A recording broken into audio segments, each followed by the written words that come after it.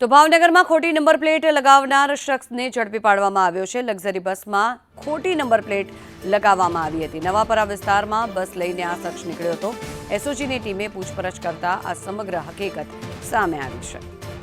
વધુ માહિતી મેળવીએ સંવાદદાતા મયુર દવે જોડાયા છે। મયુર, જણાવશો ખાસ કરીને આ પ્રકારનું કહી શકાય કે ઘોર અપરાધ કરવામાં આવ્યો છે, ખોટી નંબર પ્લેટ લગાવવામાં આવી હતી, શું કાર્યવાહી કરાઈ?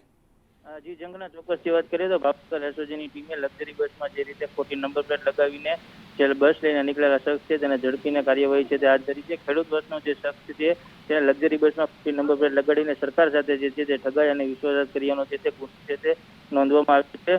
નવાપરા વિસ્તારમાંથી જે બસ લઈને નીકળેલો યુવાન છે તેને એસઓજીની ટીમે પૂછપરછ દરમિયાન જે સમગ્ર હકીકત છે તે સામે આવી હતી। તેમાં જાણવા મળ્યું હતું કે અમરેલીથી 7 માસ પહેલા આ જે બસ છે તે ખરીદવામાં આવી હતી અને સાચી નંબર પ્લેટ કાઢીને પોતાના આર્થિક લાભ માટે થઈને ખોટી નંબર પ્લેટ લગાડીને બસને જે તે ફેરવતો હતો।